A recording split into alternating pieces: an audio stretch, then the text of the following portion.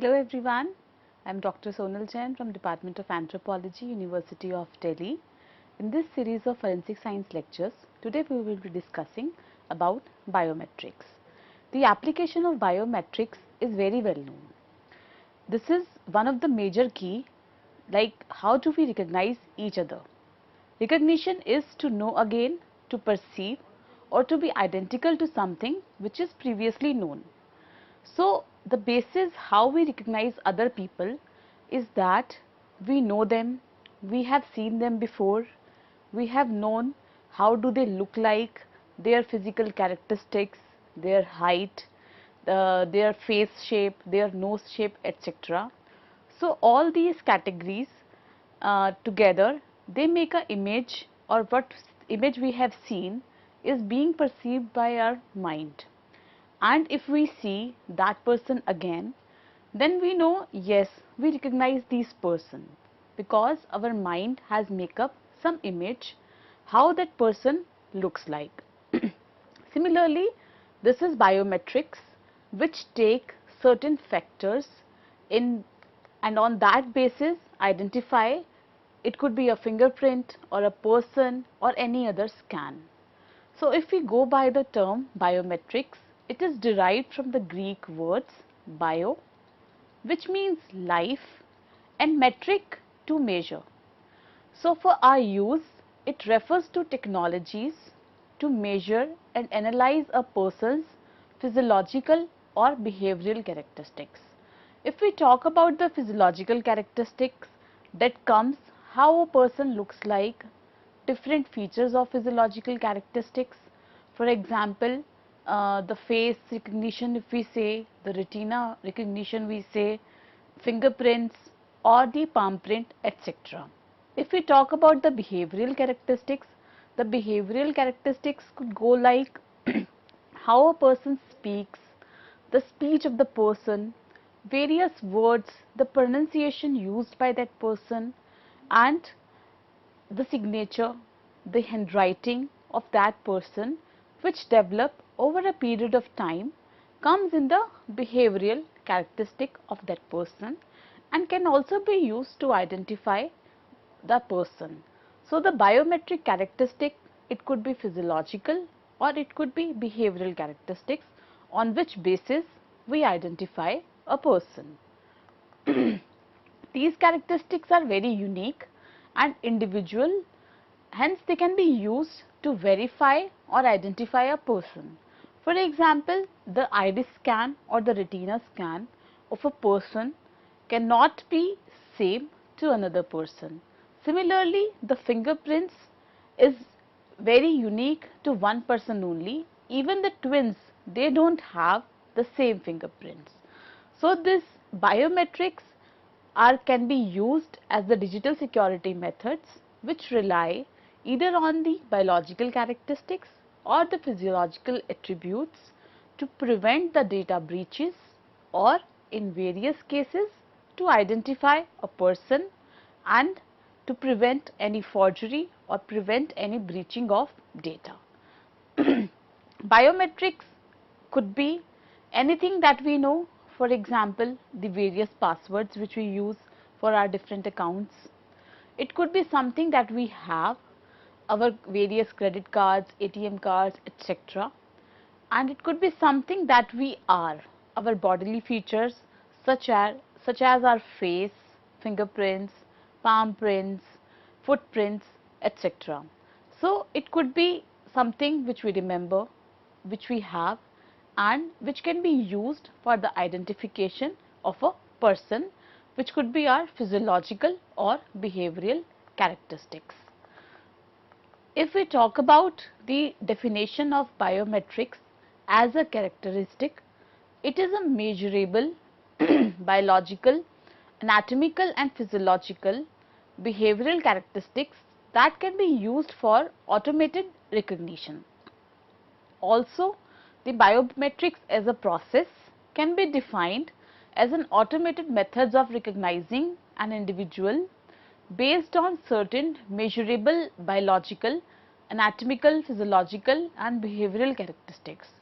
So, the definition of biometrics it could be used as a characteristic and also can be used as a process. If we have there are certain other characteristics instead of biometrics features which can be used to verify a person. For example, various companies use various tokens, smart cards, etc. But there is a problem if these smart cards can be lost, or they can be stolen by another person, or some other person can duplicate those smart cards or some tokens, or if you forgot to carry those tokens, then this problem can arise that the use of smart cards and tokens can be limited to a particular place. If someone else can duplicate your smart card, your iCard or your token, and he can take an added benefit out of you, and he can also take your identity, and that can be termed as identity theft. In such cases, we came up with a biometrics process. This is a process where you do not have to carry anything, your face recognition or your fingerprints or your palm prints, etc. Those can be used to identify you, and no one can duplicate those features. It cannot be duplicated. You cannot lose your fingerprints, you cannot lose your facial features, it cannot be stolen, and obviously you cannot forget these features at your home. Passwords are something, if we use them, they can also be forgotten, and they can be shared among different people, they can be observed, and they can be hacked by any agency or by any ethical hacker. Password is one of the things, if they can be shared or hacked, then your total account can go in vain and your money can be stolen. So, with all these problems which are in the current security system based on the passwords or ID cards, swipe cards, which can be lost, can be forgotten, and the worst thing is they can be stolen and used by a thief to access your data, bank accounts, car, your home, or anything which is being ran by a password or a swipe card. So, in those cases, with this current security system, we have to top up and go above an extra level where different biometric features can be used and their application can be used in each and every field, whether that is a password to enter your home or a password to enter your office, or for various bank accounts where you have kept various passwords.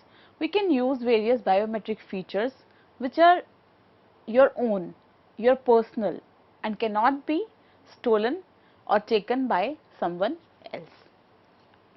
So, let's go by a case study. There was a company in the California, Chalices Community Credit Union. They have a certain terms where the person have to make a password on certain policies. This company manages an account of assets of around $1.2 billion. They ran a network password cracker as a part of an enterprise, and they saw that almost 80% of the passwords were cracked within 30 seconds. They issued a notice that the employees change their password and comply with the password policies. But within few days again, when they ran a check, they found that they are still able to crack 70% of the passwords. Because whenever we keep some password, either the password is very small, or we keep in the habit of keeping such passwords which have either our birth date, our name, our pet's name, our kid's name. So, we are in the habit of keeping such passwords which can be easily guessed.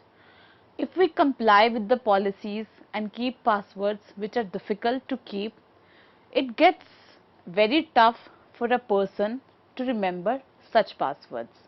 And if we are keeping a copy of such passwords in our phone or in our email, there is a good chance that such passwords can be stolen or can be taken up by anyone else.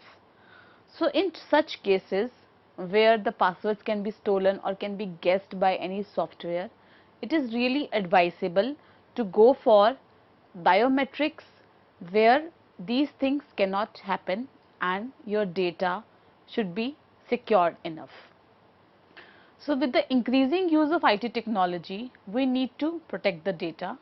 We have multiple accounts, password, and we can only remember so many passwords, so we end up using things we know to create them. For example, if you have various email accounts, you have 3 email accounts, 4 email accounts, you have passwords for that.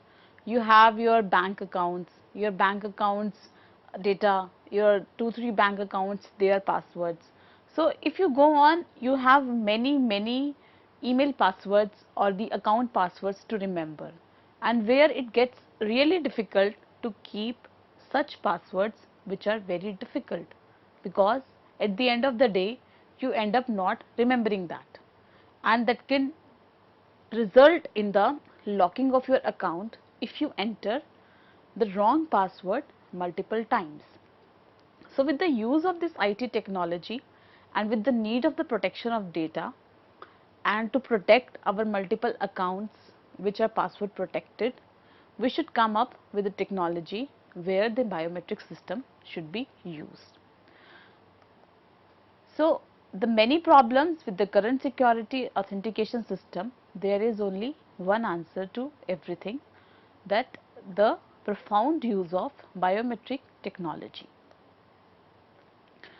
Different types of biometric technologies include the face recognition. In the face recognition, the software, it converts your face into a 3D figure, and various points of your face, it may be the difference between your eyes, the biometrics of or the anatomical distance between your face, total the length of your face, your ear to ear distance, your nose to lip distance, your eye to eye distance, etc.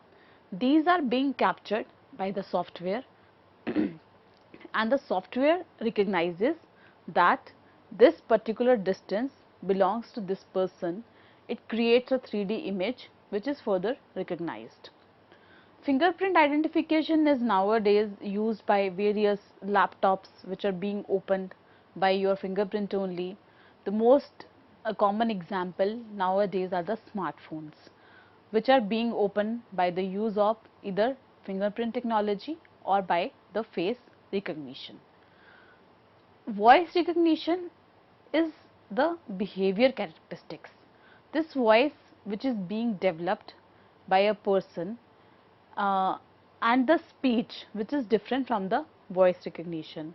We have a voice which is being developed over a period of time, and the speech, the way we pronounce different words, there is an accent to our speech which can also be recognized. Palm print again is something which is an anatomical characteristic and which is measurable and which can help in the identification of a person. Likewise, fingerprint identification, the palm print identification is also individual to a person. Hand geometry includes the length of our various fingers. If we have 5 fingers in our hand, so the length of our thumb, our index finger, our middle finger, our ring finger, our little finger, various distances between these fingers can help us in the identification of a person. Hand geometry of different persons are different and thus can help in the identification of persons. Iris recognition or the retina scan, where a person's iris or retina is being scanned, it's on the basis of the various nerves which are on the back of the eye and which is individual to a person. Iris scan and retina scan and the speech recognition. Then we have the DNA. DNA is currently not used in many technologies, but in forensic services we use DNA for a person identification, because apart from the monozygotic twins, everyone has a different DNA. In day-to-day life, it is difficult to use it, but for various cases, we use DNA as an evidence as a biometric system. signatures, handwriting, all these are behavioral characteristics. With signature and handwriting, everyone has an handwriting which is being developed over a period of time. They have signatures which they have developed over a period of time. The pen pressure one person puts, the way they sign and they put a line behind their signature, the various dots, the strokes by a person, all these give an individual effect to a signature of a person. And if someone else tries to copy that, it gets really difficult because it comes with practice, with your behavior characteristics, and other person who will try to forge it, obviously various tremors will come into that, and it will result into knowing that this signature is being forged or being copied. Then we have the gait pattern. Gait pattern is known as the way a person walks. We can identify a person on the basis of his or her walk. We can say, okay, this person has a specific pattern of walking. So this is also a behavioral characteristics on which basis person can be identified. Then we have keystroke. Everyone have, with the advent of technologies, the handwriting is getting obsolete. Nowadays everything is on either any social media services, for example any message group, for example WhatsApp is there. So the way a person uses a keyboard to write a message, to put some full stops, to put some exclamation marks or any other emojis, it is the behavior of the person, the way they are putting or they are pressing the keys, which makes them an individual to recognize that this is the way a person types a message, this is his or her keystroke. So going on with this, these are the different types of biometrics, and they can be used by various offices for to prevent the breaching of the security systems. The application terminology goes by the identification matching a person's biometrics against a database to figure out his identity by finding the closest match. For example, if we put any fingerprint scanner, then the fingerprint scanner will scan the fingerprint of the person and it will go for 1:n matching, and it will come as a criminal watch list application scenarios where the person will be verified.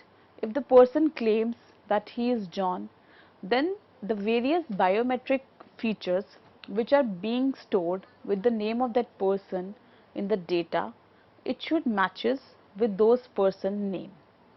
If it matches, then the user is verified or authenticated.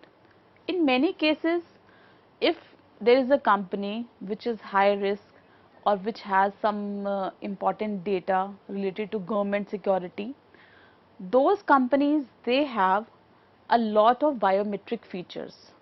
These biometric features could be the combination of various. For example, we can use the fingerprint as well as face recognition as well as iris retina scan.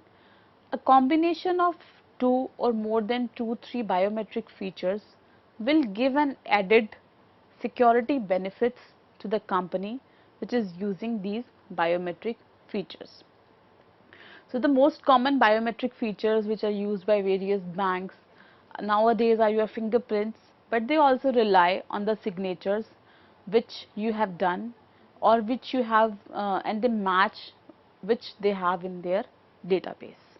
So with the biometrics, we must have a strong database where each and every individual's data is being stored. So during the time of the requirement or the matching, this data is being matched, and a positive match will shows that this user is verified. So coming to the first fingerprint match, this technology is minutiae based fingerprint matching. One of the most commonly used algorithm for extracting features which characterizes a fingerprint. The different minutiae features, locations and types can identify different individuals. So these fingerprints are stored in the biometric template. Image and signal processing is used to process the fingerprint images. We have the original fingerprint image where the person has given the fingerprint with putting ink on his or her finger. This is further being processed and then the image is being thinned to extract the minutiae out of it. Now, what are the minutiae in the fingerprint? They could be any bifurcation of the ridges, any island, any gap, any meeting, the delta position, etc. On this basis, the person is being identified. The original fingerprint, whenever we take from a person, it is finally processed with the fingerprint minutiae detection. These minutiae are then being stored in the database, and whenever the same person puts his or her fingerprint on the device, it matches and then it shows whether it is a positive match or a negative match, or the person is verified to enter the premises, open his bank account, open his Gmail account, open his phone, etc. On this basis, it is being identified. So the algorithm of this minutiae is being transferred to a graphical pattern, and in this graphical pattern they say, okay, 3 blocks, then 2 blocks, then 2 blocks, and where there is a ridge ending and it doesn't match, then it shows no matching and no verified matching is there.